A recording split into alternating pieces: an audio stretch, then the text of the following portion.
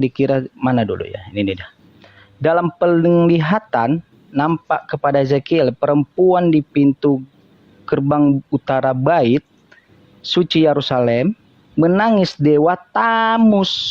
Kita baca tuh ayatnya. Ya.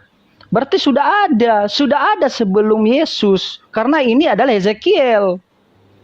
Lalu dibawanya aku di pintu gerbang rumah Tuhan yang di sebelah utara, sungguh di sana ada perempuan-perempuan yang menangisi dewa Tamus. Sudah ada. Ini fakta di dalam Bible. Bagaimana dia bisa membantah? Justru mengkukuhkan pernyataan dari yang dibawakan data oleh Bang Jibril. Makanya dia berputar-putar saja tadi. Sebenarnya saya mau jawab ketika dia bukunya tahun berapa? Saya tunjukkan ini dari Bible. Bahwa Tamus itu fakta. Bang Jeman, tadi saya dengar itu kan bahas siapa tadi, Arthur Weigel, ya kan, terus Bang Jibril jelasin datanya. Nah, mungkin Bang Titan ini nggak terima data itu karena Arthur Weigel itu kan seorang apa ya? Kalau di sini disebutkan Egyptologis Inggris kan gitu. Bukan seorang Kristen. Kan gitu, Bang Christian, saya potong, kan? Izin. Bang Christian, saya potong. Kita kesampingkan lah. Ya, pernyataan Arthur itu tersebut yang menyatakan bahwa itu udah ada dewa-dewa penyembahan dewa Tamus pada saat itu. Karena itu yang fokusnya Titan tadi. Karena dibilang tidak ada di situ dewa, itu hanya fiksi, hanya mitologi. Tetapi pada dasarnya di dalam Ezekiel dijelaskan bahwa lalu dibawanya aku dekat pintu gerbang rumah Tuhan yang di sebelah utara. Sungguh di sana ada perempuan-perempuan yang menangisi dewa Tamus. Ezekiel itu belum lahir Yesus. Anda paham? Tahu, itu kan apa, nabi-nabi kan. Oke, kalau kita kompres, Bang. Bro, dewa Tamus itu bukan berarti itu dewanya Kristen atau dewanya tidak dikatakan Israel. Dewa Kristen. Nggak ada yang bilang juga. Iya, maksud saya gini, makanya itu mungkin tadi Bang Titan itu nggak terima data itu. Bro, lu jangan sesuatu hal yang Anda belum ada di awal Anda mengklaim. Lebih baik saya nggak klaim, saya cuma justru itu tanya lebih baik. Tanya gini loh bro, zaman saya kan nggak tahu pembicaraan dari justru tadi. Itu jangan Anda mengklaim. Kalau saya jadi Anda, aku nggak klaim. Dengar. Bertanya karena saya nggak tahu jalan ceritanya kan gitu. Kalau saya jadi Anda, saya naik, tapi di pertengahan saya datang, saya bilang kayak gini, emang apa sih yang dipermasalahkan Titan tadi? Saya tadi sudah tanya bro, apa yang dibahas? Kan tanya Bang Alip tuh. Buktinya sekarang Anda menyatakan. Gini aja, Bang Christian. Saya boleh terusin baca bukunya nggak? Sedikit aja, habis itu abang tanggapi. Boleh, silakan Bang, silakan. Ini masih buku Arthur Weigel yang tadi ya. Tadi ini yang saya baca. Bang Jibril, sebelum baca, coba Bang di website ini saya biar buka juga, biar saya juga. Ini buku Bang. Ini buku. Bentar, Bang. Ini buku. The Paganism in Our Christianity. Itu websitenya dari mana Bang? Biar saya buka. Ini buku abangku. Ini buku scanan. Oh, buku scanan The Paganism. Itu kalau nanya website yang tadi saya sampaikan itu ada www.trinity. Itu yang memuat orang Kristen juga gitu. Tapi kan kalau dari website kayak gitu kan resume, ini kan kita langsung ke bukunya. Oke, The Paganism in Our Christianity. Oke, saya in Our Christianity. Ya, sebentar. Baca lah Bang. Tadi saya udah baca sampai ini ada 290 halaman loh. Tadi kita baru saya baca sebentar ya. Baru sampai sini. Nah, nih. Saya translate. Nih. Bapak Kristen awal Jerome memberitahu kita dan adopsi sebagai tempat kelahiran Tuhan kita adalah salah satu contoh seringnya pengambil alihan oleh orang Kristen atas situs suci pagan. Kelayakan dan pengambil alihan ini diperkuat oleh fakta bahwa pemujaan terhadap dewa di goa adalah hal biasa dalam paganisme. Apollo, Cybele, Demeter, Herakles, Hermes, Mitra, dan Poseidon semuanya dipuja di goa. Hermes, logos Yunani, sebenarnya lahir dari Maya di sebuah goa, dan Mitra yang lahir dari sebuah batu. Nah, ini ada yang menarik lagi. Nah, kalau ini udah critical text nih. Nih ya, translate. Ini dia ngomongin soal, abang inget nggak di kitab abang ada Yesus dicobain iblis? Ingat-ingat Matius 4.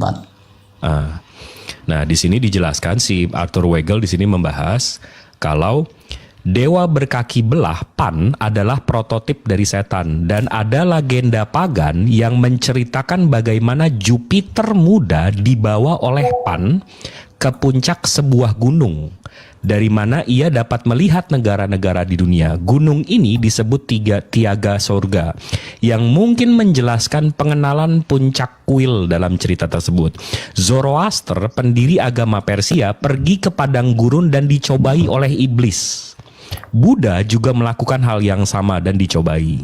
Nah, jadi nabi ajaran Zoroaster itu diajak ke padang gurun dan dicobai iblis. Nah, itu pagan. Habis itu ini soal yang 40 hari. Kan yang dicoba itu kan 40 hari. Ada 40 malam berkabung dalam misteri prospin yang pagan. Ada 40 hari pengorbanan dalam salam mitra Persia kuno dan seterusnya. Habis itu nah nih. Ini soal yang rubah air jadi wine. Sekarang mengenai mukjizat yang dilakukan oleh Yesus. Perubahan air menjadi anggur di Kana mungkin didasarkan pada kisah serupa yang diceritakan tentang Dionysius. Dionysius ini dewa Yunani, dewa wine ya. Siapa yang merupakan salah satu dewa paling populer pada masa awal Kristen, karena gereja telah menetapkan 6 Januari sebagai hari peringatan mukjizat tersebut, dan tanggal itu bertepatan dengan festival Dionysius, di mana perubahan air menjadi anggur diyakini sebagai mukjizat tahunan di pusat-pusat tertentu penyembahannya. Habis itu kalau mau saya berhenti kasih tahu aja bang. Nah nih, mudah-mudahan abang lagi nyari data pembantahnya. Di zaman kuno adalah kebiasaan banyak daerah bang, ya.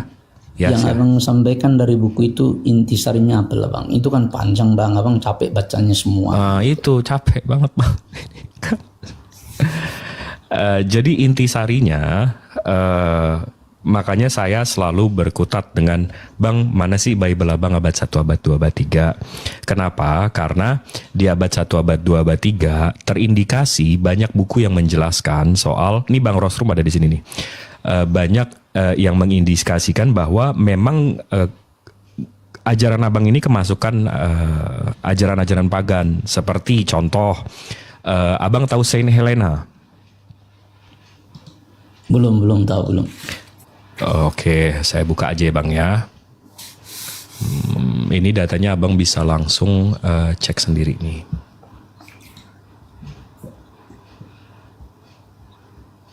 Assalamualaikum warahmatullahi wabarakatuh. Gurunda.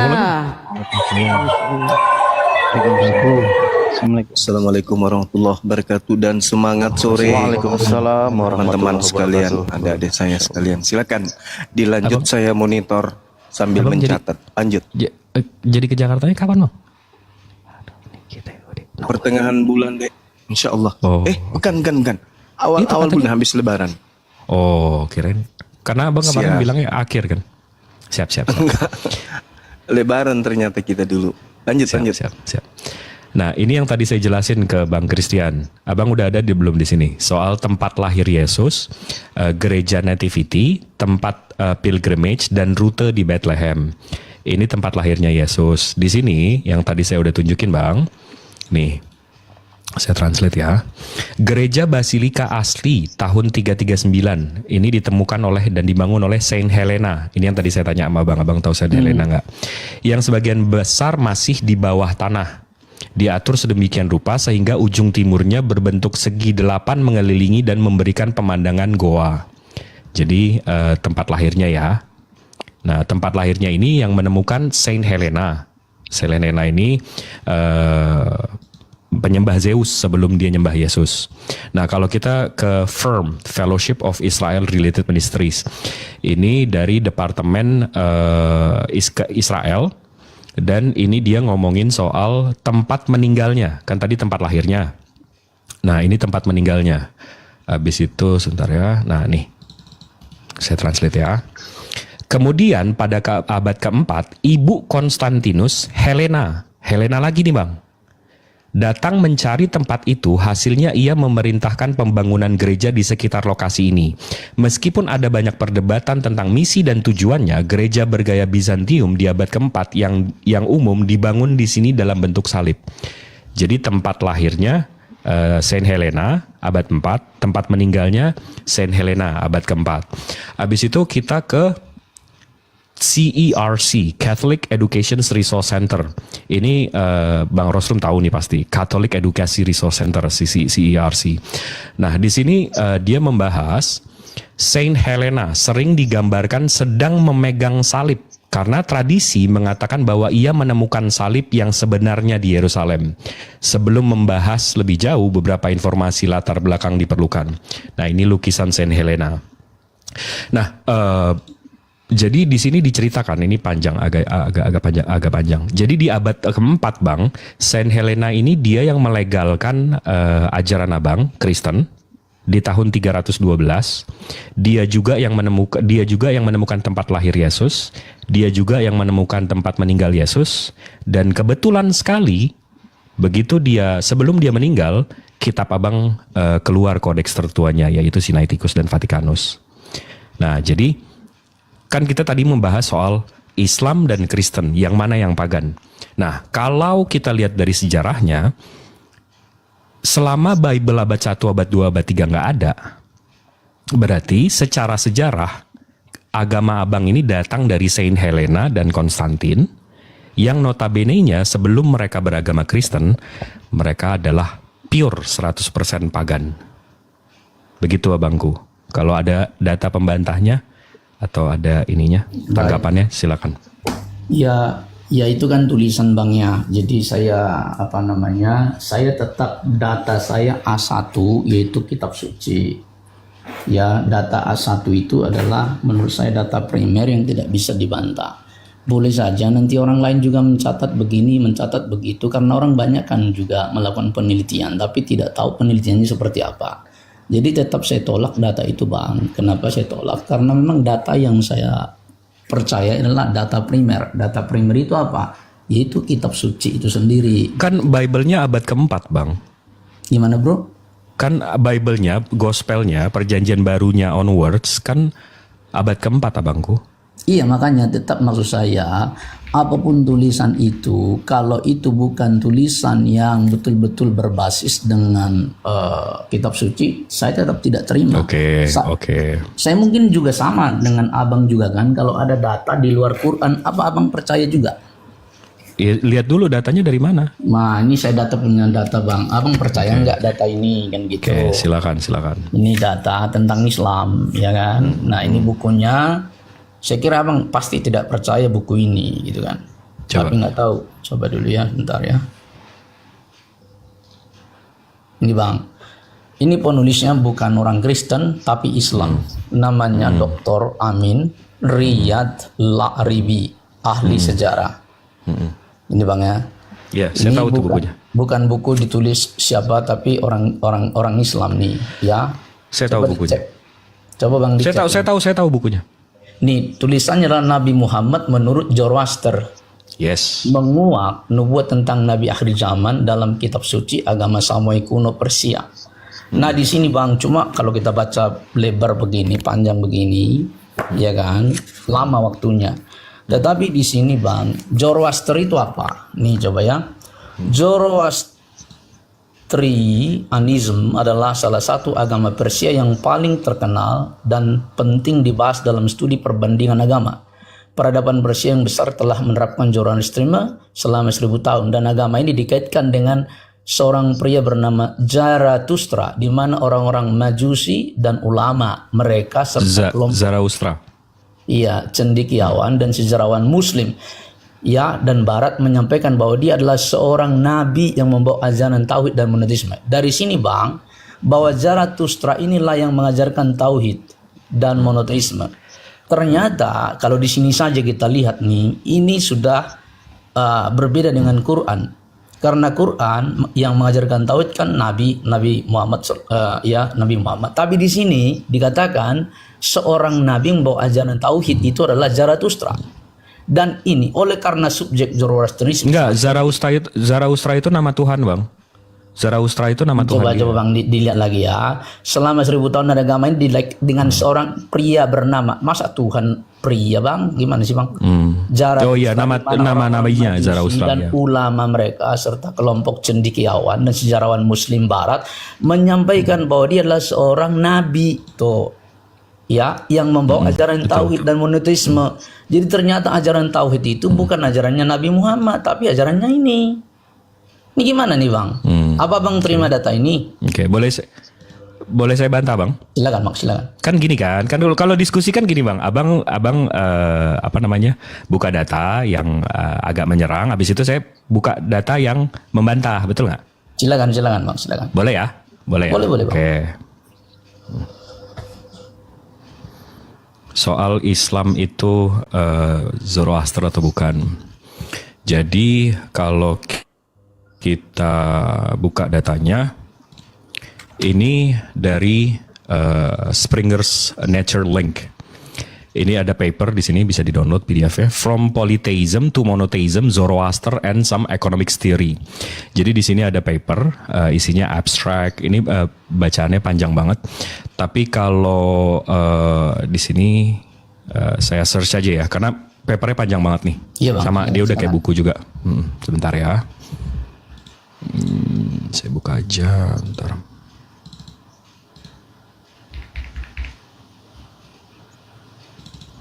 Nih, ini papernya. Nih ya, ini yang tadi ya. From Polytheist to Monotheist, Zoroaster and Some Economic Theory. Ini yang tadi Abang bilang, Nabi Zoroaster itu dikredit first monotheist religion dan seterusnya. Tapi ada poin-poin di paper ini yang perlu saya tunjukin ke Abang. Nih, saya translate. Era kekaisaran meredup pada jatuhnya kekaisaran Sasani ke tangan penaklukan Muslim pada abad ke-7 Masehi. Sejak saat itu dalam panjangnya masa penindasan dan kemunduran hingga hari ini. Jadi agama Zoroaster ini dia itu justru Islam yang menghancurkan atau menghabisi karena dia Sasanian dan Iran. Nah, tapi kalau kita bisa lihat apa sih apa sih isinya agama Zoroaster ini? Sehubungan dengan tanaman dan hewan yang sangat kontras dengan agama lain yang penuh dengan aturan kesucian seperti Yudaisme dan Islam. Zoroatrisme secara umum tidak memiliki larangan makanan. Nah, jadi kalau ajaran yang nggak ada larangan-larangan makanannya, nah itu berarti dari sini, dari Zoroaster. Habis itu dari sini juga, nah nih.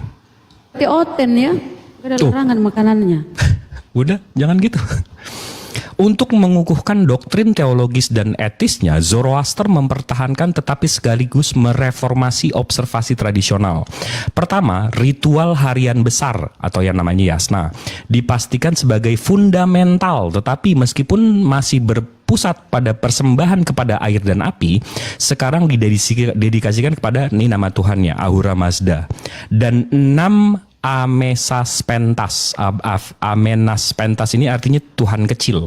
Jadi ada Tuhan besar, habis itu ada Tuhan kecil. Jadi agak lain kalau Abang bilang Zoroaster itu monoteis, karena monoteis itu Tuhannya satu. Sementara mereka itu Tuhannya ada 7. Satu Tuhan besar, habis itu ada 6 Tuhan kecil. Habis itu mereka juga kenal yang namanya priest. Priest itu apa ya? Zoroaster priest, pendeta Zoroaster. Jadi mereka juga kenal yang namanya pendeta Jadi di Zoroaster ini memang ada pendeta-pendetanya.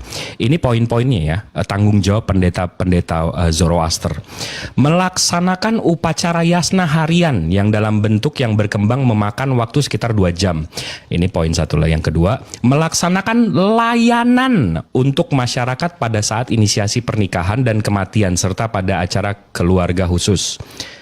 Itu pendeta mana tuh, agama mana tuh yang melakukan ini. Melaksanakan layanan ritual untuk komunitas pada 7 perayaan besar. Mengelola Barashnom, ini acara dia.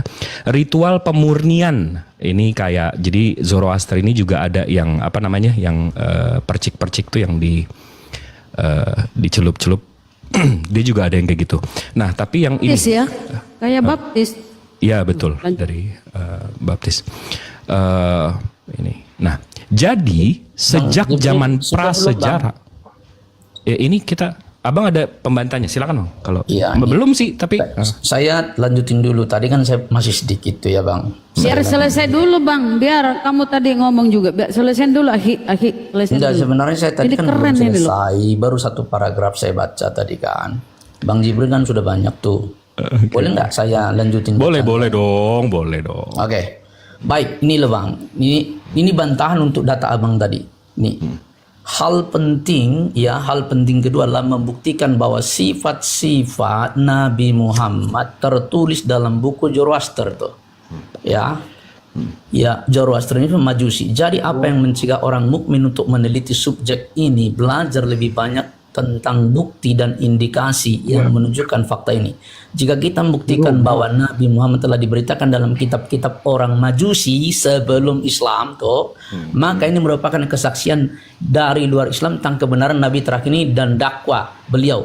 Dan inilah merupakan undangan terbukti dari kitab-kitab non-muslim kepada non-pengikut agama ini, dimulai dengan Zarathustra dan agama-agama lain untuk percaya bahwa Nabi besar ini dan untuk mengikuti apa yang diwahyukan kepada beliau dari Tuhan mereka. Jadi di sini sebelum Islam ada, sudah ada ya yang membuktikan bahwa Nabi ini telah diberitakan dalam kitab orang Majusi. Iya, nubuatan lah. Kenapa? Ini Nubuatan lah. enggak Iya, ada tapi nyerangnya sudah sama dibahas Rasulullah di ini. sini. Mungkin Jadi- nanti Gurunda masuk juga ya, Bang. Iya. Jadi sebelum Islam ada, terkait dengan Nabi Muhammad sudah disampaikan di dalam Zoroastrianisme ini atau Majusi ini, ya kan? Apa itu artinya? Jadi informasi yang ada dalam Islam ini kutipan dari sini. Itu di mana bang? Ini tadi nomor halaman 3 masih buku yang lama. Enggak, karena bukan kok abang tiba-tiba lompat ke situ. Ya, iya kan. Karena di kitab suci orang Hindu Kalau juga saya ada. baca semua bang, ini banyak sekali. Bukan. Bang. Saya ambil yang intinya aja bang. Di kitab orang Hindu juga ada Nabi Muhammad ini apa segala macam, bukan berarti ini enggak maksudnya, relevan ke sana. Abang tadi. Oke, boleh saya bantah dulu deh. Boleh saya bantah nggak? Habis itu terserah sih. Bang ke-mute itu bang. Saya mau nambahin dikit. Bang Jibril dulu nggak apa-apa kan? Iya, enggak Bang Rosrum silakan. Iya gini, jadi yang dimaksud dengan Bang Christian ini itu kita pun terpengaruh dengan kaum Zoroaster ini kan kaum Majusi ya. Mereka itu memang rata-rata menguasai bahasa Aram atau bahasa Arab Majusi ya gitu. Nah, memang kaum Majusi itu sejak zaman Al-Masih, pra-Isa itu juga orang Majusi ini juga punya seperti nubuatan-nubuatan. Jadi di pelajaran kami di kekatolikan itu kalangan-kalangan Zoroaster Majusi ini sebenarnya sudah ada kaumnya gitu. Mereka terpecah menjadi 2.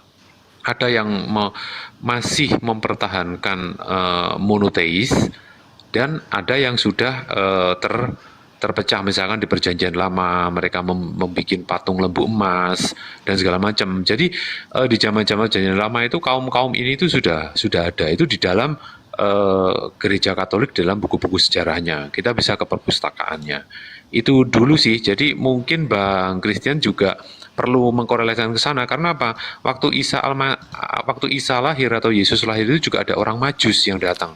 Dan itu kesalahan itu dibantah oleh Bapak Gereja sekarang bahwa tentang orang Majus datang itu posisi Yesus usia berapa. Dan ini masih diperdebatkan sampai dengan sekarang. Akhirnya pergeseran kan di tahun 2004-2006. Terima kasih.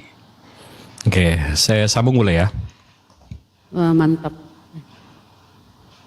Ini saya mau membantah yang Bang Christian tadi bilang soal monotheis. Sebenarnya tadi saya udah tinggal dikit lagi sih. Ini di discussions and conclusions, pembahasan dan kesimpulan. Di sini dibilang ini soal Zoroastriism ya. Dua isu telah lama menyulitkan untuk mengidentifikasi Zoroastrisme sebagai monoteis sejati, keberadaan dewa-dewa yang lebih rendah dan dualisme. Jadi Zoroastrism ini atau Zoroaster itu bukan monoteis pure, tapi dia punya dualisme. Ya, itu satu. Habis itu kita ke Alkitab Sabda. Ini yang Bang Rosrum bilang tadi. Seorang nabi di Persia yang diperkirakan mati tahun 551 sebelum Masehi, walaupun beberapa ahli memperkirakan jauh lebih dari itu, menyembah ilah Ahura Mazda. Agama yang didirikannya itu dualis. Jadi agamanya nggak monoteis ya, dualis. Jadi ada Tuhan yang melakukan yang baik-baik aja, nanti ada Lucifer yang melakukan jahat-jahat aja. Itu namanya dualis, bukan monoteis. Dengan kepercayaan kuat sebagai setan, suatu kuasa kejahatan, dan kepada malaikat, dikemukakan bahwa agama ini berpengaruh atas Yudaisme dalam 2 abad terakhir. Nah, ini yang tadi Bang Rosrum bilang. Dalam kitab Daniel dan tulisan-tulisan tertentu, apokrifa dan pseudogrifa, orang Majus dari timur yang katanya datang mengunjungi bayi Yesus di Matius 21. Kemungkinan adalah ahli-ahli perbintangan dengan hubungan kepercayaan Zoroaster. Ini dari Alkitab Sabda. Tapi kalau kita langsung ke primernya aja deh. Di sini ada ini langsung dari Zarathustra. Kita baca kitab sucinya aja deh. Ini kitab sucinya Zoroaster. Ya. Kalau kita lihat, saya baca aja ya. I pray thee, O Mazda, with the uplifted end, and to thy. Bang Rosrum tolong bacain dong. Ini tulisannya apa Bang? Holy Spirit, Holy Spirit. Roh Kudus. Di kitab mana tuh Bang ada Holy Spirit nih Bang? Karesteng. Holy Ghost. Holy Ghost Bible. Ada di Bible berarti ya? Ya. Aduh. Nah, abis itu kalau kita lihat ini tetap dari Zarathustranya. Influence, ini bahasa Indonesianya. Pengaruh Zoroastrisme terhadap Yudaisme, Kristen, Hindu, dan Buddha. Ini nggak ada Islamnya di sini nih Bang. Ya, silakan. Ini saya rasa udah selesai sih di situ ya dari Holy Spirit tadi mestinya udah. Ya kelar. Makanya gini loh Bang Jibril, karena Siap. data saya punya data juga gitu kan. Siap. Di luar dari primer yaitu Quran, ya kan. Nih, kalau saya baca ini Bang, ini coba nih, Majusi dalam Al-Qur'an Bang. Nih ya, nih Bang ya. Allah berfirman, sesungguhnya orang-orang yang beriman, orang-orang Yahudi, Sabi'in, Nasrani, Majusi, dan orang-orang yang menyekutukan Allah akan Allah berikan keputusan. Ya, saudara, ya. Jadi di situ dibilang orang Majusi itu menyekutukan Tuhan ya. Sesungguhnya Allah menjadi saksi atas segala sesuatu. Di sini Bang, di Quran aja dikutip Bang tentang Majusi, ya, Nasrani, Sabi'in, yakni orang-orang yang menyekutukan Tuhan. Iya, menyekutukan Allah. Artinya apa? Ya, itu Bahwa termasuk sebelum Islam ada, agama Dia tahu nggak sih dia lagi bunuh diri? Betul. Bahkan betul. kita lihat Gini. nanti di Al-Baqarah, ya siapa orang Majusi itu? Nih, kita lihat nanti, coba saya baca Aduh. lagi Bang ya. Lanjut Iya, selanjutnya. iya, Bang. Ini banyak nih, Bang. Anda Sabar, menggali Bang, ya, bubur tenang. Bang. Aduh Bang, pelan-pelan. Antara mereka pada sesungguhnya Allah menjadi saksi atas segala sesuatu. Rasid Rida menafsirkan Allah telah menjadikan Majusi sebagai kelompok yang independen toh. Dan hadis mengatur perlakuan terhadap mereka seperti ahli kitab dalam hal berakhirnya pertempuran mereka dengan membayar jizyah. Ya, hal ini menunjukkan bahwa mereka adalah ahli kitab meskipun tidak ada tersisa dari mereka yang secara eksplisit disebutkan sebagai ahli kitab. Di sini katakan mereka ahli kitab, Bang. Tapi karena Islam benci, ya mereka masuk dalam Islam. Loh. Itu narasi dari mana itu? Coba nih Bang, ahli kitab, Bang. Majusi itu ahli kitab. Coba lihat Bang, ahli kitab dalam hal Ya, silakan Bang Zuma. Kayaknya itu malah justru ayat kita menjelaskan bahwa Allah mengutuk. Baik. Saya sederhana aja sih. Sederhana saja saya, saudara Kristen. Itu penjelasan, penafsiran, uraian, itu wajar-wajar saja, Bung. Tetapi kembali kepada sumber primer yang saya dengarkan dari tadi yang Anda sebutkan. Anda tidak akan pernah menemukan orang Majusi. Belum saya ngomong kok sudah dipotong-potong. Ini gimana nih? Anda akan semakin malu nanti karena yang Anda jelaskan di situ justru orang-orang yang menyekutukan Allah itu disebut orang Majus. Dengarkan aja saya Bang, kalau sebentar ini. Dipotong-potong saya turun ya. Habis ini Anda akan lari dia. Secepat kilat. Sebisa mungkin. Udah gemetar duluan. Jadi orang Majus ini tidak ada yang datang kemudian menyembah Nabi Muhammad seperti yang mereka ramalkan, seperti yang mereka tunggu. Itu tak ada. Tapi kalau kita lihat seperti yang ditunjukkan tadi, Matius 2 nomor 1 sampai nomor 4 atau nomor 3, di situ jelas sekali dikatakan begini. Sesudah Yesus dilahirkan di Bethlehem, di tanah Yudea, pada zaman Raja Herodes, datanglah orang-orang Majus. Apa yang kemudian orang-orang Majus ini katakan kepada orang yang ada di Bethlehem? Di mana Yesus, Raja orang Yahudi yang baru dilahirkan itu? Kami telah melihat bintangnya di timur dan kami datang untuk menyembah dia. Apa maksudnya data ini? Maksudnya data ini adalah orang-orang yang menyembah Yesus itu konsep keagamaannya sama seperti agama orang Majus.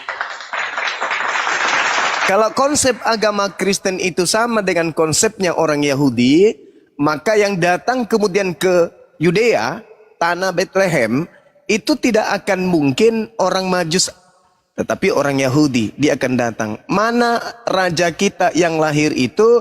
Kami telah melihatnya di dalam kitab Tanakh dan kami datang untuk menyembah dia. Maka penyembahan yang dilakukan orang Yahudi dan penyembahan yang dilakukan oleh orang Kristen hari ini berarti sama. Sayangnya, berdasarkan data primer itu sendiri dari Bible, rupa-rupanya agama orang Majus itu sama persis dengan agama Kristen, menyembah Kristus. Ada ada Yahudi menyembah Yesus berdasarkan data di Bible? Tak ada. Ada orang Majus menyembah Yesus berdasarkan Bible? Ada. Hari ini Kristen menyembah Yesus? Iya. Sama nggak orang Majus dengan orang Kristen? Iya. Berarti Kristen ini adalah agama Majusi modern. Gitu aja, silakan. Silakan diambil alih kembali deh. Oke. Selamat sore. Ayamnya dikendalikan, Bang. Ayamnya kesian. Itu tadi buku Zoroaster dibaca itu saya sudah kaget, Bang Jibril. Karena berarti itulah kalau dia hanya percaya kepada Alkitab. Jibril. Gini aja. Jibril. Iya. Jibril. Orang lagi ngomong loh Bang, hargain dong. Gini aja Jibril. Sebentar saya potong. Gini aja Jibril, Anda berani nggak lawan kiamat masalah data? Pagan, kiamat itu DPO Bang, boleh? Saya nggak mau sama DPO kayak gitu. Enggak, kalau Anda berani silakan. Iya saya takut ya. Sama DPO saya takut Bang.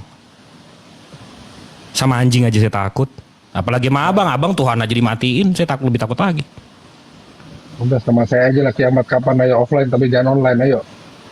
Nah, kalau offline ayo.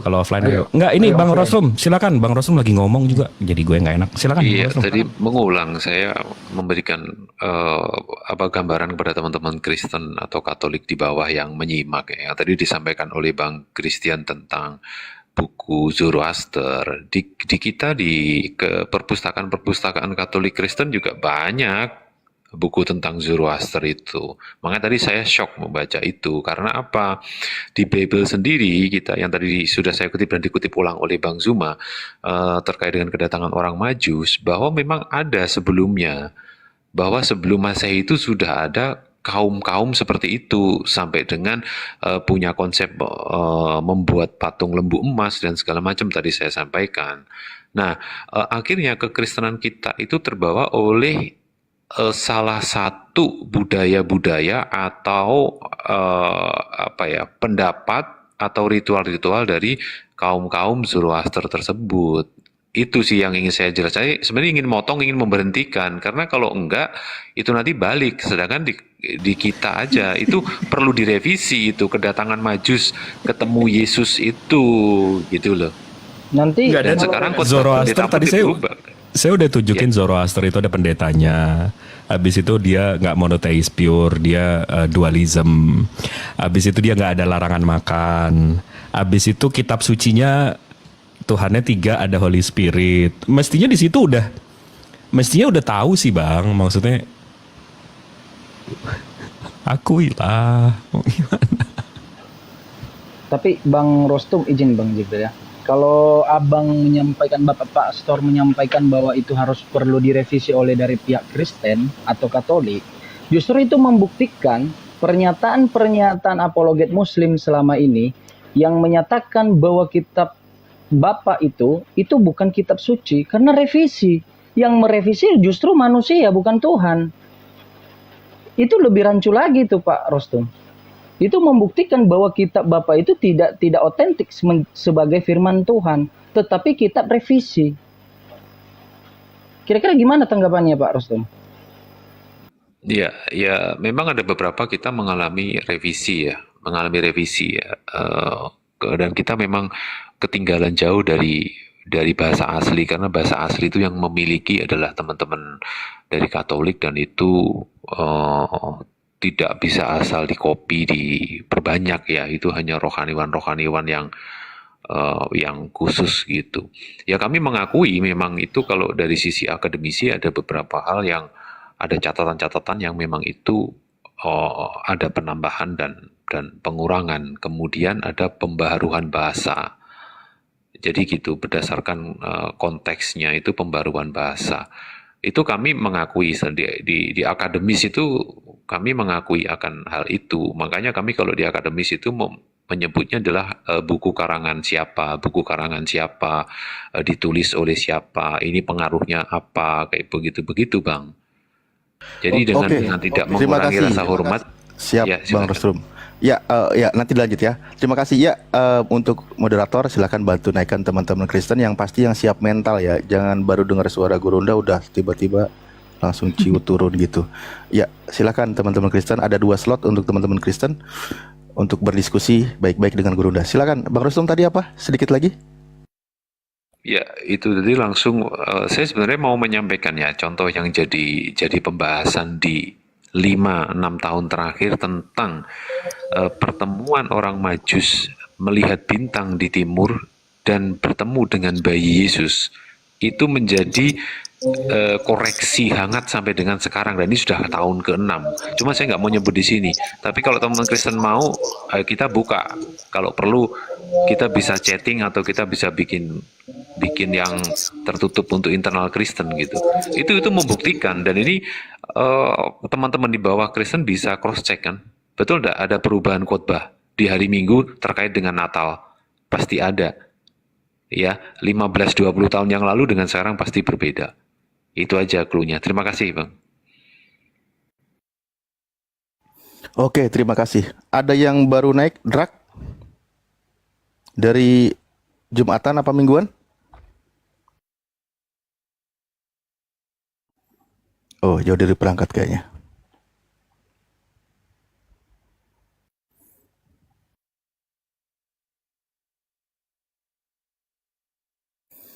Ya, silakan teman-teman Kristen, dari tadi sudah pada ngantri. Ini saatnya Anda berdiskusi dengan baik dengan guru kami. Ya, yang siap mental ya, yang siap mental. Yang pasti dan siap otaknya juga dilas, karena ini benar-benar diskusi untuk mengedukasi. Jangan sampai bocor terus. Tadi agak kesel sih, maksudnya dia keburu keburu pakai emosi. Karena Bang Rostrum, ini saya bisa bukain ya datanya sekarang sedikit aja Ustadz kalau boleh. Ya, Bang Rostrum, di sini ada buku namanya The Najote Ceremony of the Pharisee. Jadi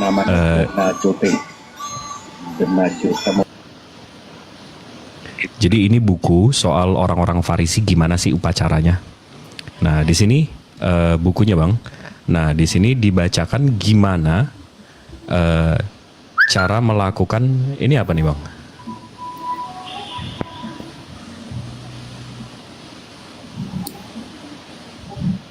The Secret Bath. Jadi Zoroaster atau orang Majusi, ini kitab mereka nih untuk celup-celup, Oh, Bang. tadi saya mute. Oke, lanjut aja, Bang. Nah, ini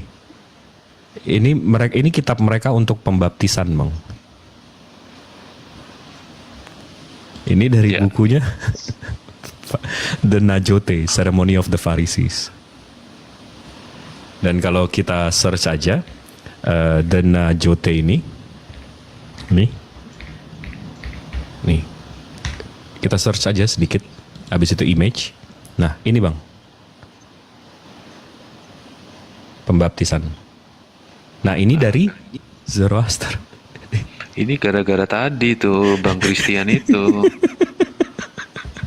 Makanya saya lagi ini, tapi dia udah keburu emosi sih, jadi saya belum keluar semua muntah saya.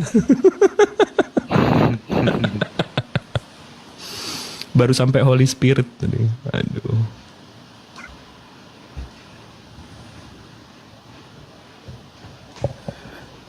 ya silakan teman-teman Kristen yang tadi mengantri, saatnya Anda berdiskusi dengan baik, siapkan mental sehatnya.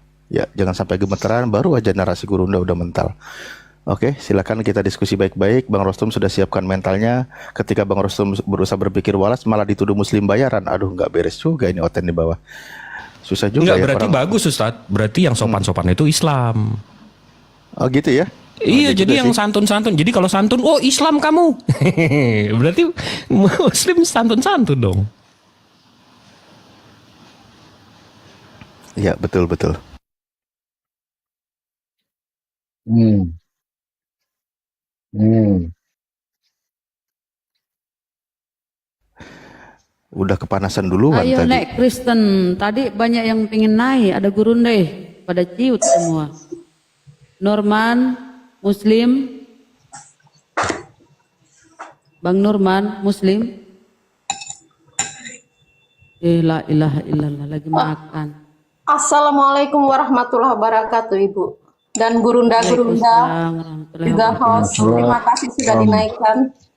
Saya masih belajar jadi ikut menyimak aja dulu. Oh iya. Kita Ya, turunkan nanti. ya Bun ya, Mbak ya. Oke, baik. Terima kasih. Kasihan, kan belum selesai ngomongnya. Kejam kali nih host. Satu. Ayo teman-teman, kok pada ngacir ada gurunde? Udah gini aja, biar enak dipilih mana yang ahlul sejarah, ya yang ahlul apalagi kalau ahlul maki-maki sama congor, ayo sama saya aja. Ayo.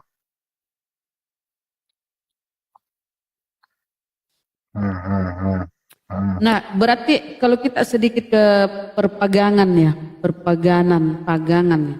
Itu Hindu Pagan. itu perpaganan, pagan. Itu Hindu dengan Trimurti, dengan ajaran inkarnasi. Kok mirip-mirip ya di Kristen?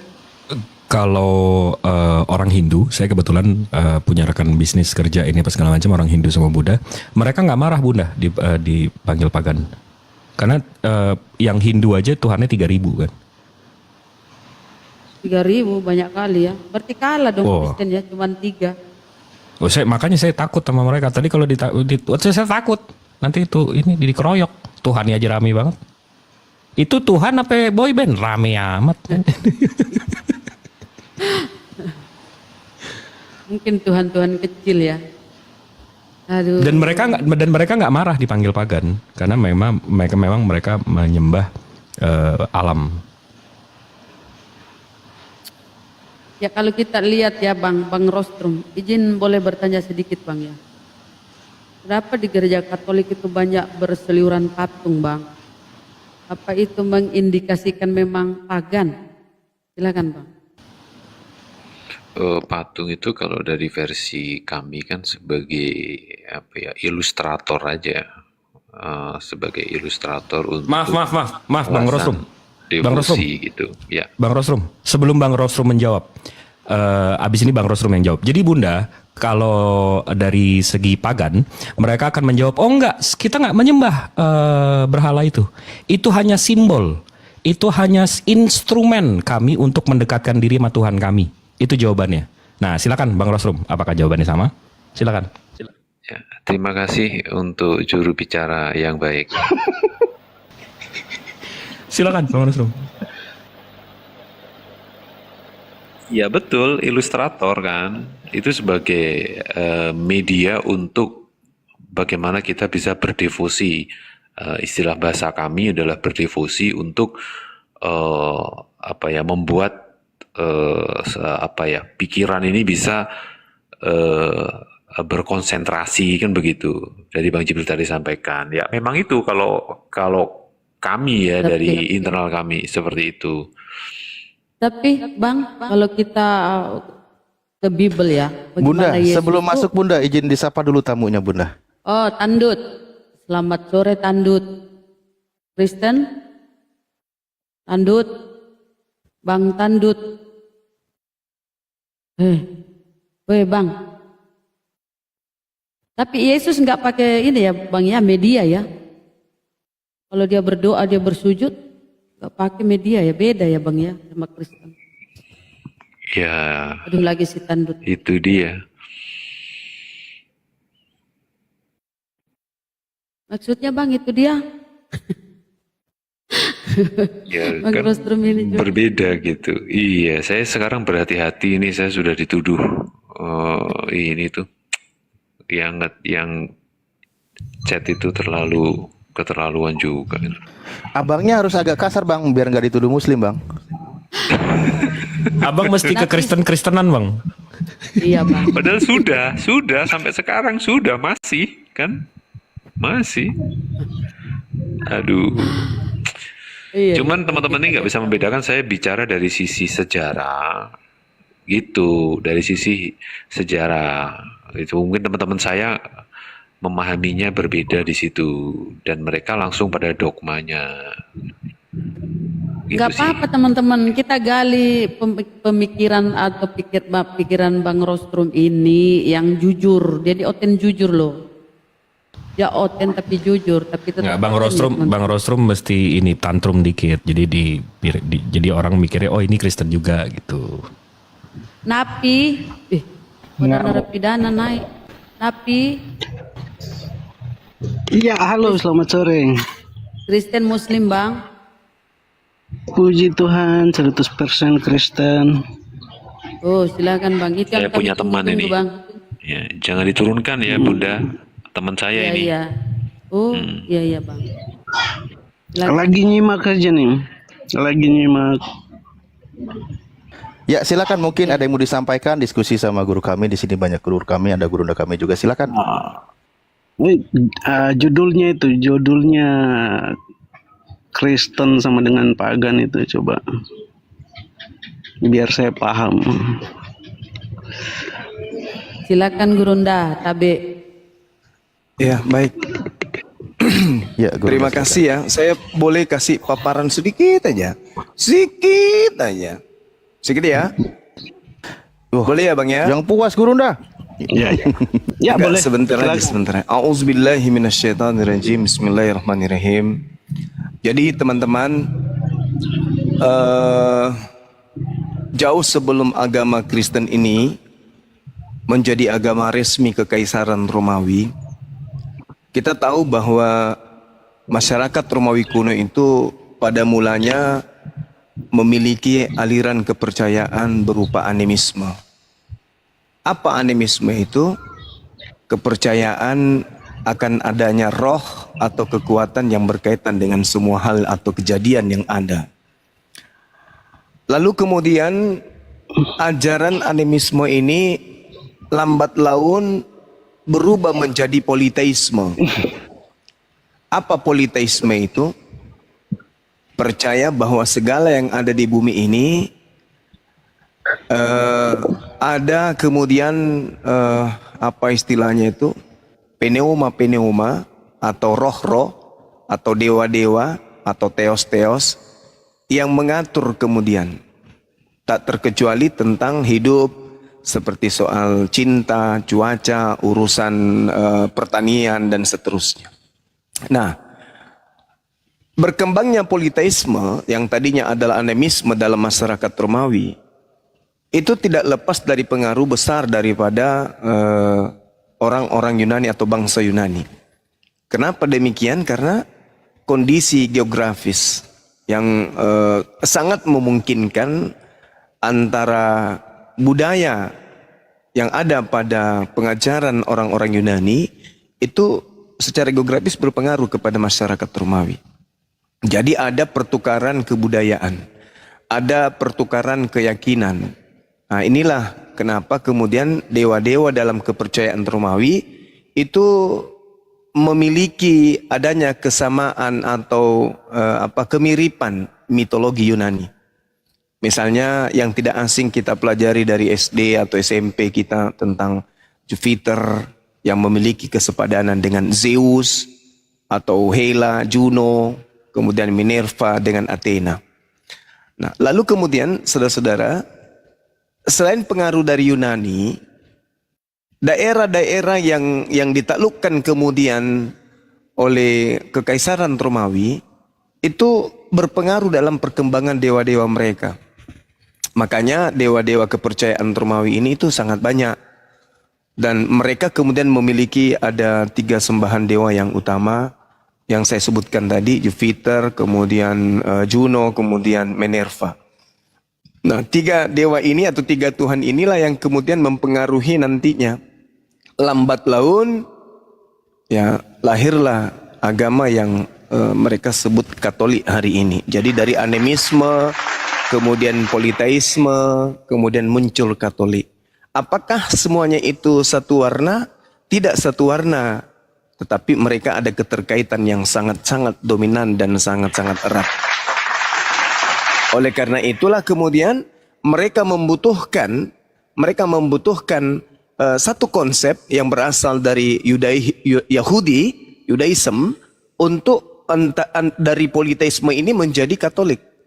Mereka membutuhkan kemudian terjemahan kitabnya orang Yahudi untuk mengait-ngaitkan dengan konsep yang mereka bangun sehingga lahirlah agama Katolik sebagai agama kekaisaran. Nah, kalau kita berbicara mengenai pagan, ya itu udah pasti itu. Secara data primernya di mana? Coba kita lihat saudara. Ketika orang Kristen memanggil Yesus Tuhan, ketika orang Kristen bernubuat pakai nama Yesus, ketika orang Kristen bermujizat pakai nama Yesus, kenapa Yesus yang asli justru mengatakan aku tidak mengenal kalian? Karena konsep yang dibawa oleh orang Kristen terkait dengan pandangan keyakinan mereka kepada oknum Yesus Kristus tidak sama dengan ajaran Yesus kepada muridnya Bani Israel. Melainkan pola yang dibangun oleh orang Kristen terhadap oknum yang mereka sebut Yesus Kristus itu sama persis dengan pola pengajaran orang-orang Romawi kuno terhadap Jupiter.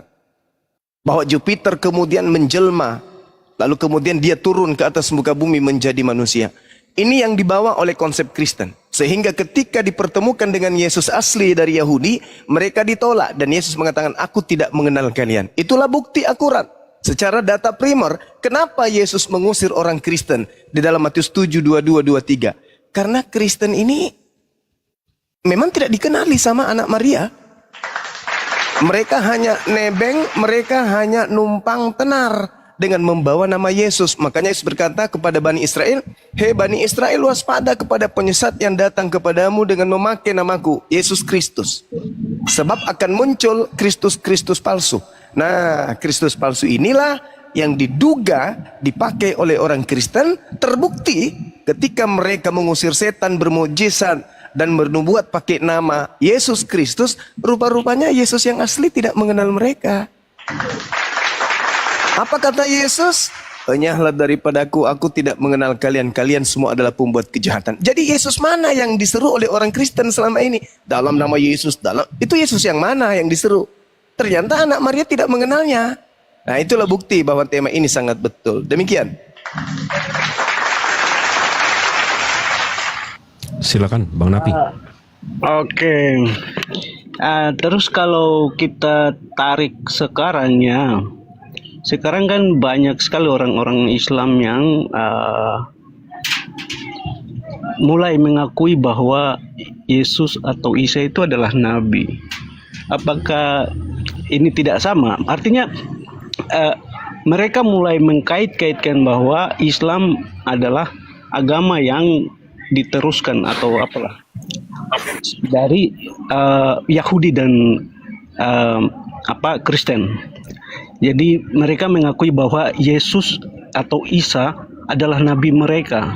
Bukankah itu yang disebut Yesus waktu itu, bahwa jangan kamu mengakui Yesus sebagai nabi kalian, karena kelakuan kalian beda dari apa yang Yesus ajarkan. Karena Yesus yang Yesus ajarkan itu kan hal kasih.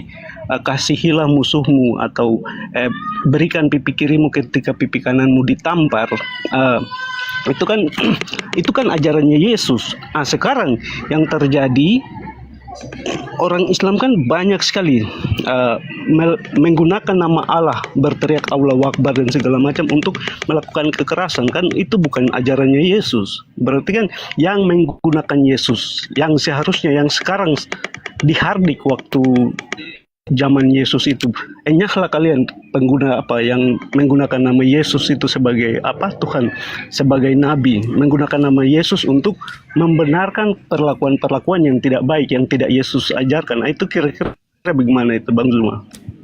Iya, baik. Jadi seibarat Anda bermimpi ingin sampai di seberang lautan, sedangkan Anda nyeberangi sungai aja tak sanggup. Jadi gini, saudara, kalau berbicara mengenai Yesus Nabi, memang tumpah ruah dalil dalam kitab saudara yang mengatakan Yesus itu Nabi. Justru ini yang kita sedang bahas nih. Ketika Yesus itu ternyata Nabi, Yohanes 14 nomor 19, Yohanes 4 nomor 2, Yohanes 4 nomor 42 dan seterusnya. Yesus itu memang disebut Nabi oleh orang sesamanya. Bahkan dirinya sendiri menyebut itu, bahwa Nabi tidak dihormati di mana dia berasal.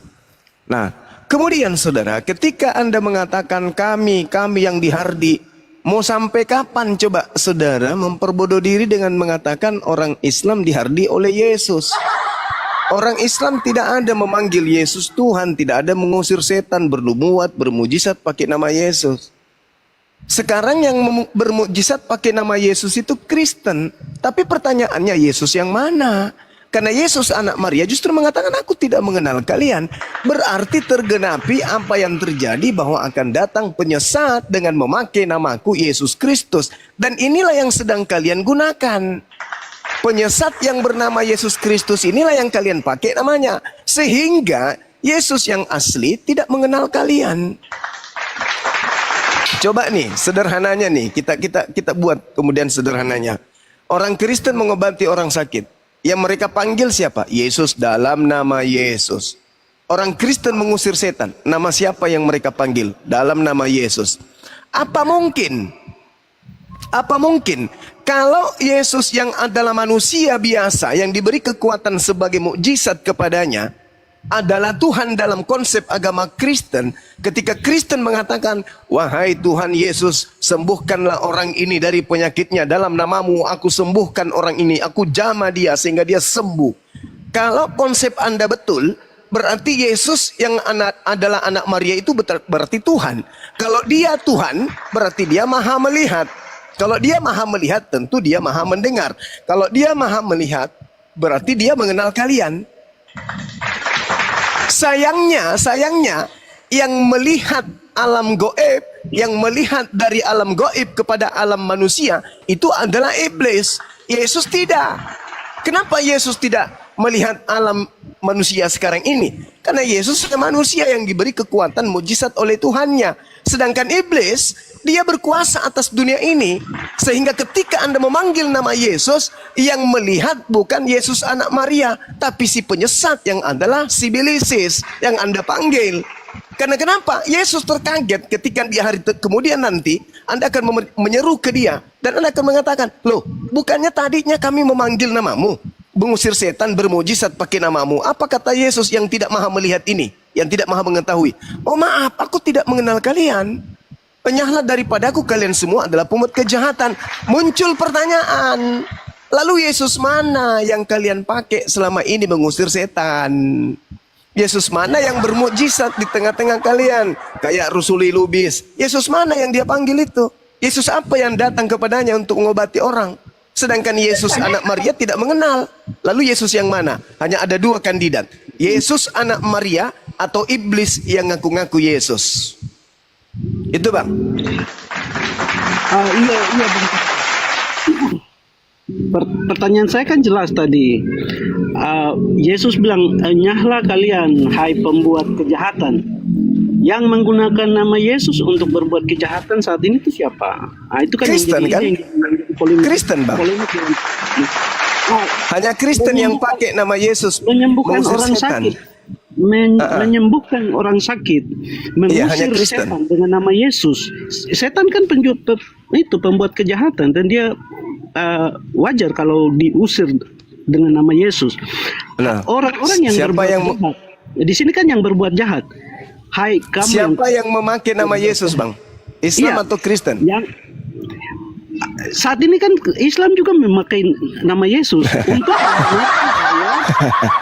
membenarkan bahwa kitab-kitab sebelumnya itu berbicara tentang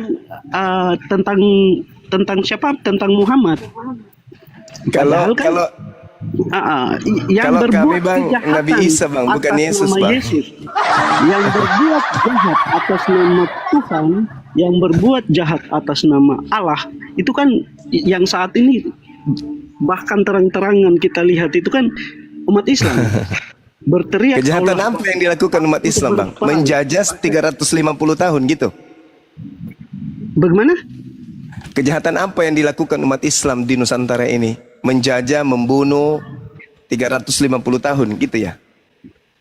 Kita tidak bicara konteks Nusantara, kita bicara penyelamatan. Loh, lalu bicara tentang apa nih? Bukan konteks apa ini Bang? Nusantara kan ada kepentingan yang lain di situ, ya kan? Adakah kejahatan yang lebih jahat? Manusia, ya kan? Sabar Bang.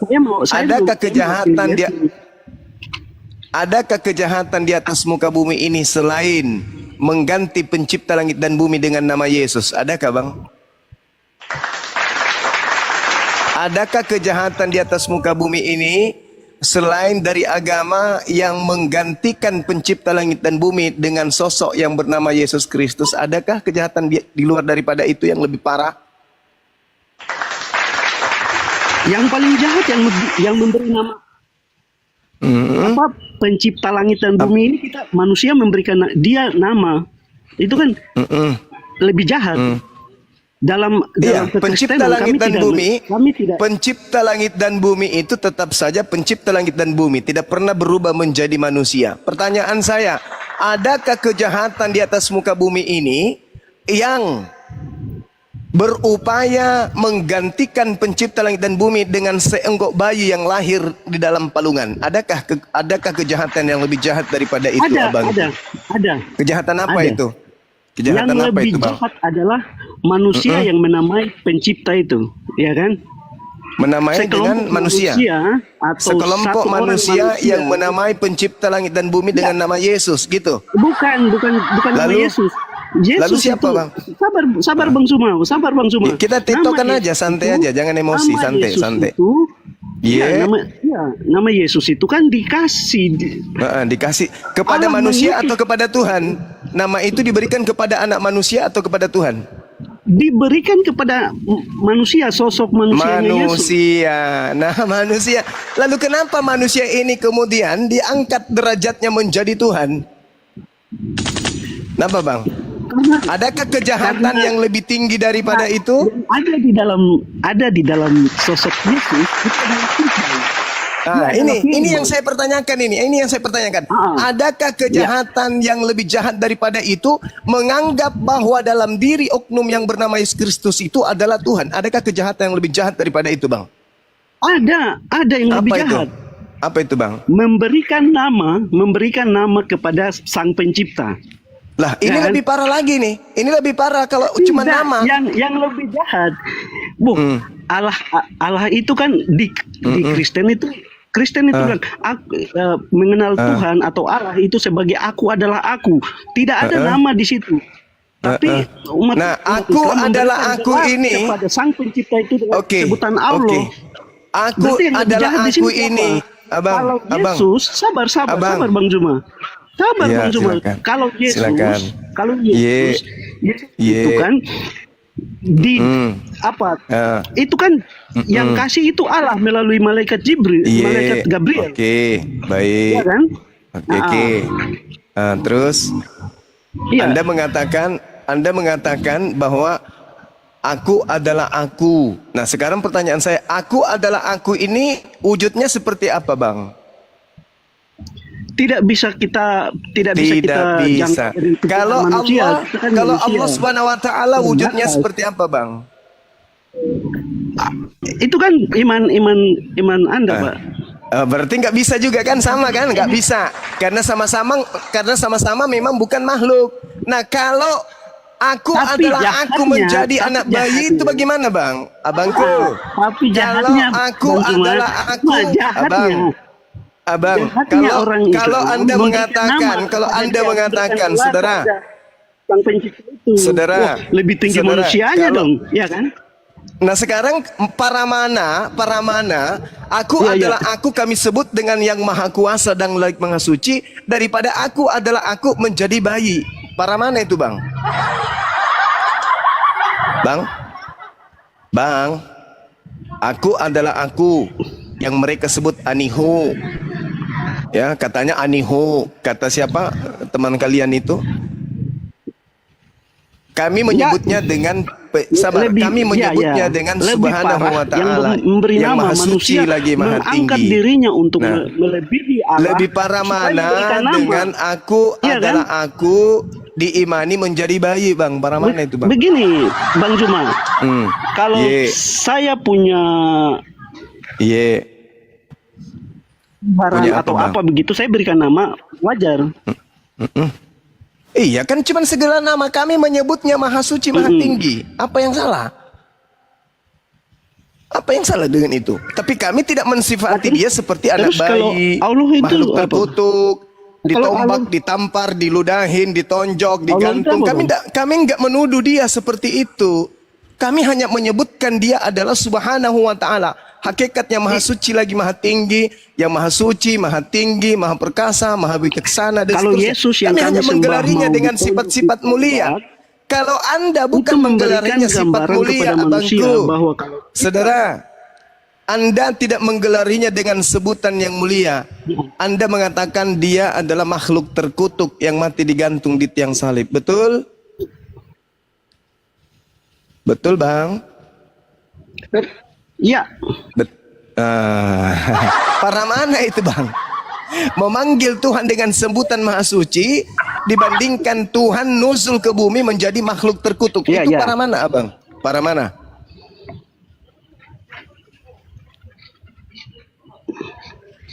halo Bang Juma. Terdiam. Jadi saudara, Waalaikumsalam. Pada kesimpulannya, pagannya sebuah agama itu Ya, halo.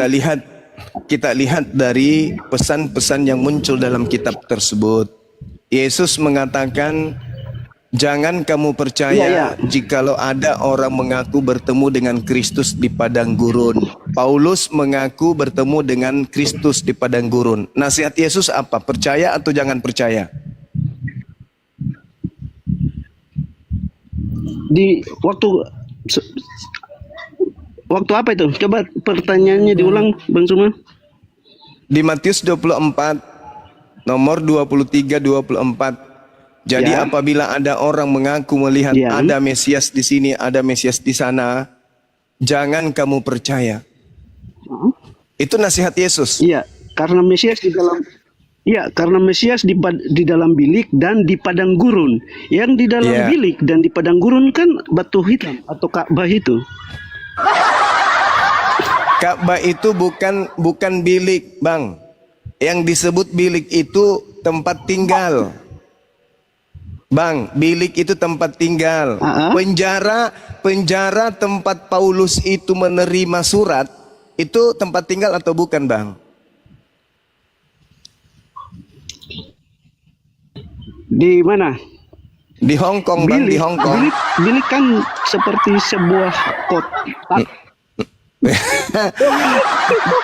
Di situ Astaga, bahasa Yunaninya, Bang, temeong, Bang. Bahasa Yunaninya temeong. Artinya apa temeong itu dalam bahasa Yunani? Apa itu?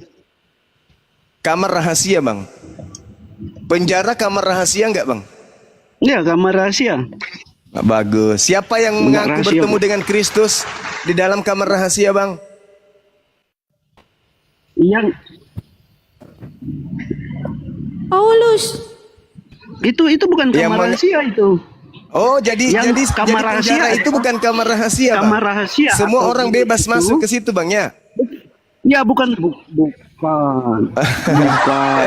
Oh, jadi Kita kamar bisa penjara menyapa itu bukan dari rahasia, itu kamar umum. ke sana. Siapapun bisa masuk ke sana sesuai pesanan gitu. Bebas dan Bayar 300.000 terbuka. satu malam gitu, Bang, ya.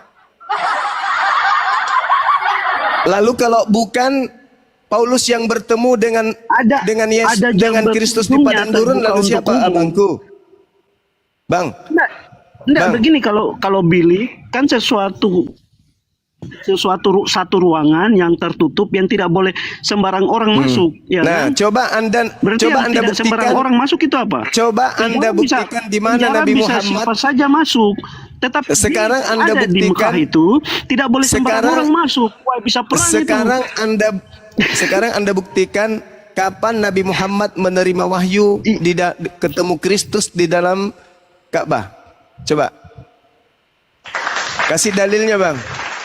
Di mana Nabi Muhammad bertemu Kristus di dalam Ka'bah? Dalil. Entah itu hadis, entah itu Al-Quran. Ada, Bang? Wah, itu kan di Al-Quran. Saya tidak paham Al-Quran. Coba. Oh, berarti coba Bang nggak Suma yang ada. kasih tahu Berarti nggak kapan ada. Berarti nggak ada. Nah, ketemu sekarang Yesus. ada nggak Paulus menulis surat di dalam bilik rahasia ya, berupa penjara? Ada nggak, Bang? Itu bukan bilik rahasia.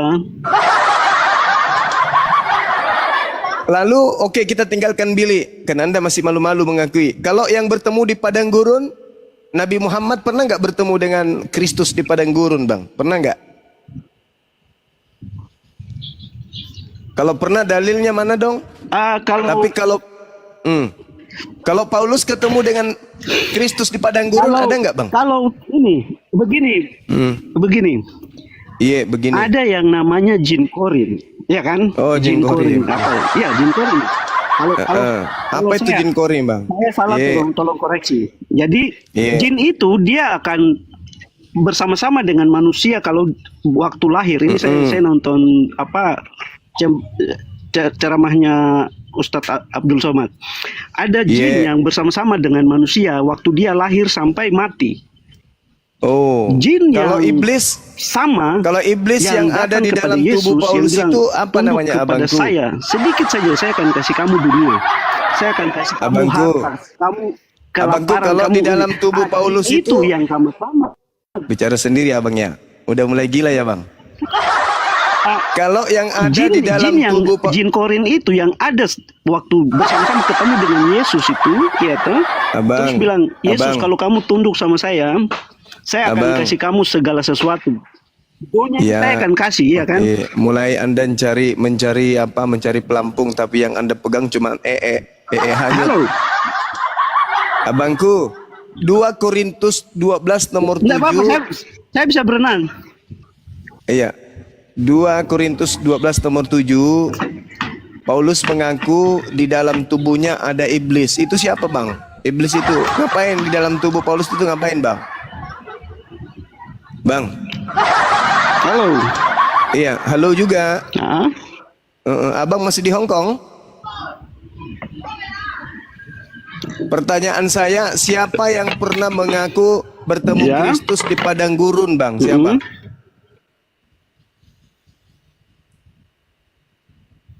Siapa yang pernah mengaku bertemu Kristus di padang gurun, Bang? Bang Napi saya bantu jawab Paulus gitu. Paulus paman gitu. Paulus. Susah kali. Nah, jadi yang pagan itu siapa sekarang? Yang diusir Yesus itu Ya. siapa? Yang diusir Yesus karena Suaranya dia hilang-hilang bermukjizat nih. pakai nama Yesus itu siapa, Bang? Bang, yang memanggil nama Yesus, bermukjizat pakai nama di mana Yesus, Kisah mengusir Rasul? setan pakai nama Yesus, itu siapa, Bang? Itu aja dulu, akui dulu itu. Yang memanggil nama Yesus dalam bermukjizat itu siapa, Bang? Islam atau Kristen, abangku?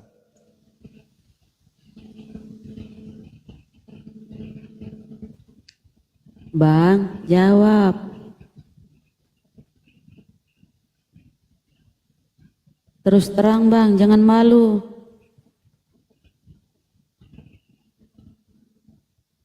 Ini di las malah meleleh ini. Repot ini.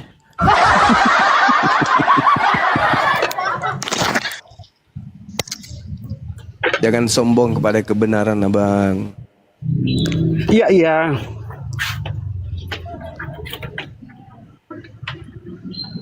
Silakan bang. Oke, lanjut Bang Zuma. Iya. Yang memanggil Yesus Tuhan itu Islam atau Kristen, Bang? Kristen. Nah, kenapa Yesus asli tidak mengenal Kristen kalau begitu? Kalau kan tadi sudah itu Bang. Iya, Kalau pertanyaan saya, dilanjutkan, kenapa Yesus kejahatan tidak atas mengenal nama- Kristen? Begini, yang membuat kejahatan atas nama Yesus atau kita sebut sebagai Yesus Kristus atau Tuhannya orang Kristen yang membuat kejahatan atas nama Allah, itu yang dibilang enyahlah kalian tidak mengenal dia. Mama. Sama seperti Yesus yang kami tahu, yang sejarahnya mengatakan bahwa dia lahir di kandang domba. Terus umat Islam bilang, tidak, dia lahir di bawah pohon kurma. Dia bilang, Abangku, dalilnya bukan mengatakan barang siapa yang mengaku bertemu aku di bawah pohon kurma. Dia mengatakan barang siapa yang mengaku bertemu aku di padang gurun. Siapa yang mengaku bertemu dengan Yesus di padang gurun, Bang? Nabi Muhammad atau Paulus? di situ bukan maksudnya begitu. Oh, jadi maksudnya di pohon kurma di situ. Maksudnya pohon kurma dibahas di situ, Bang. Enggak, padang gurun atau pohon kurma nih? Mana yang betul? Kan tadi maksudnya saya fakta sejarahnya, toh. Lo kok fakta sejarah? Orang Kristen, orang Kristen. Dalil, abang, dalil.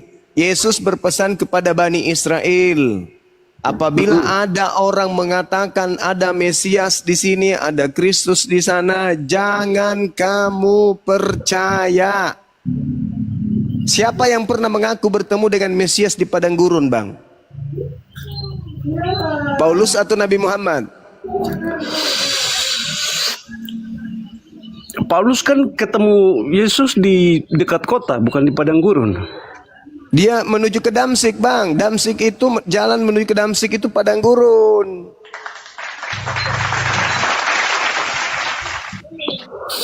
Bukan, tidak. Kenapa padang gurun ada belukar?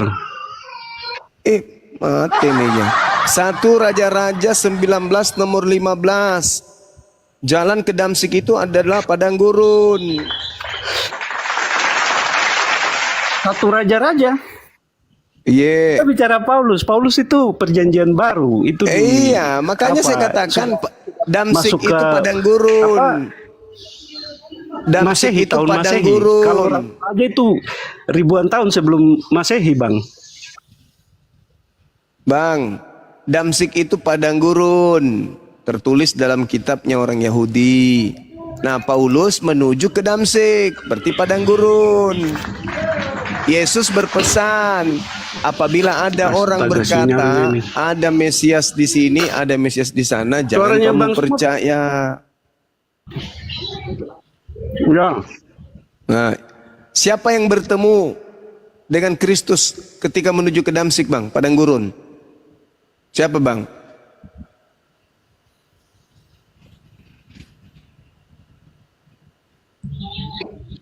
Paulus tak jawab. Napi jawab. Atau dikerenin dikit Bang, Mr. Paul gitu Bang. Ya, betul. Atau Tante Paul.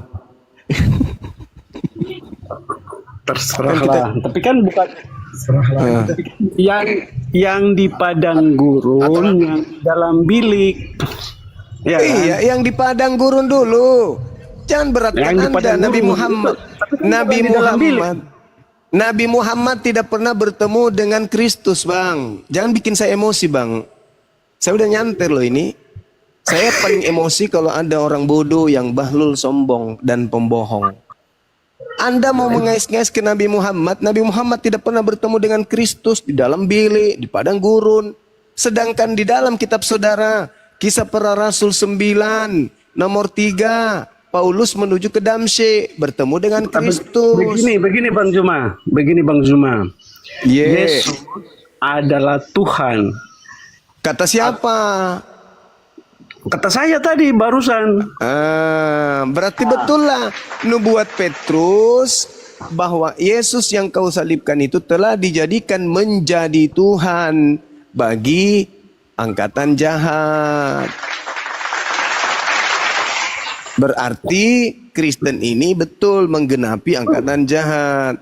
Karena yang disalib itu dijadikan menjadi Tuhan oleh Allah bagi angkatan jahat. Begitu Bang.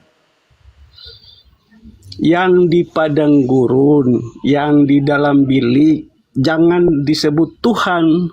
Karena itu bukan Tuhan, itu setan itu. Kan begitu. Bagus. Oke, sepakat kita. Sepakat kita bahwa yang ditemui di dalam bilik dan di padang gurun itu setan. Sepakat ya? Sepakat ya? Oke. Sekarang sepakat. Oke, sekarang kita bahas padang gurun dulu ya. Oke. Yang di padang gurun, di dalam bilik.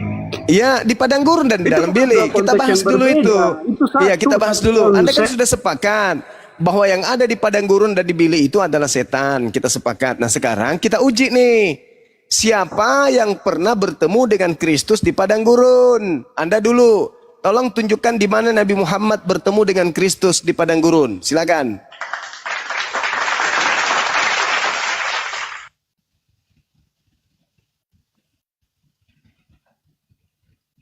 Ingat ya, Anda sepakat bahwa yang di padang gurun itu setan. Silakan tunjukkan ke saya dalilnya. Nabi Muhammad pernah bertemu dengan kabur. Kabur. Oke, saya jawab. Aduh. Lama. Dompala. Ini setannya yang muncul. 1 Raja-Raja 19 nomor 15. Firman Tuhan kepadanya, "Pergilah, kembalilah ke jalanmu melalui padang gurun ke Damsyik." Disebut padang gurun itu Damsyik. Paulus mengaku menuju ke Damsyik, padang gurun, bertemu dengan Kristus. Yesus berkata, "Waspadalah kepada penyesat yang bertemu dengan iblis di padang gurun yang bergelar Kristus." Siapa yang pernah bertemu dengan Kristus atau iblis di padang gurun? Paulus. Siapa pengikutnya Paulus? Aliteng. Jadi terbukti Kristus palsu yang kalian sembah itu adalah sibilisis menurut orang yang kabur tadi, telanjang. Begitu Gumasa. Oh aja ngomong, lanjut terus. Bentar dulu gue masa. Jarjur, Kristen Muslim, jarjur. Ada juga emosinya orang ini. Aku pikir orang gila itu enggak emosi. Emosi juga ternyata walaupun Jadi gila. satu-satunya manusia yang ditetapkan menjadi Tuhan. Suara saya jelas nih. Jarjur Kristen ya, silakan Jarjur. Oh, diam dulu Satu-satunya Kumasa. manusia yang ditetapkan menjadi Tuhan. Bunda host. Lele otak. Ya silakan Bang Jarjur. Apa yang mau dijelaskan? Silakan. Suara saya jelas ya? Ya, Enggak, Bang. merdu. Oke. Perkenalkan, saya Kristen. Iya. Kemudian sebelum saya mau berdiskusi sama Bang Suma yang fenomenal ini, mohon untuk tidak mengancam saya ya Bang Suma ya, soalnya beberapa videonya Bang Suma itu kok kayak mengancam gitu. Ngancam gimana, Bang? Oh jangan framing, Oten. Saya justru yang diancam ini, dilaporkan polisi kok jadi Anda yang terancam. Ini Kristen kayak apa ya? Kalau muncul kayak gini kayak seorang laki-laki kekar tapi menggunakan gincu, pakai konde, lalu pakai baju daster tinggi. Itulah kalian, sok cantik. Padahal pelakunya kalian. Nah itulah.